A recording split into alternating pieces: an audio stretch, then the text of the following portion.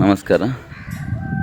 ಒಬ್ಬ ಭಾರತದ ಪ್ರಜೆ ಭಾರತ ಮಾತೆಯ ತ್ರಿವರ್ಣ ಧ್ವಜವನ್ನು ತನ್ನ ವಸ್ತ್ರವನ್ನಾಗಿಸಿಕೊಂಡು ತಿರುಗಾಡ್ತಿದ್ದ.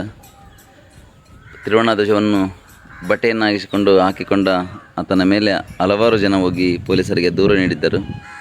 ಆ ದೂರಿನ ಮೇಲೆ ಪೊಲೀಸರು ಆತನನ್ನು ಹುಡುಕಿಕೊಂಡು ಬಂದು ಹಿಡಿದುಕೊಂಡು ಹೋದರು. ಕೋರ್ಟಿನ ಕಟಕಟೆಯಲ್ಲಿ ನಿಲ್ಲಿಸಿದರು.